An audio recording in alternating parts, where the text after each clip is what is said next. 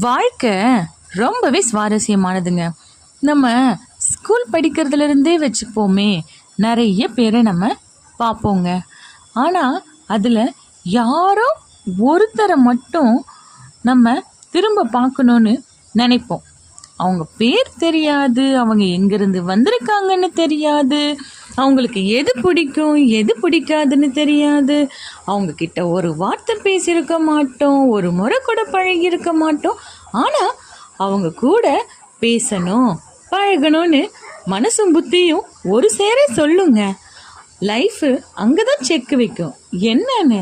அவங்கள நாம் திரும்ப மீட் பண்ண மாட்டோம்.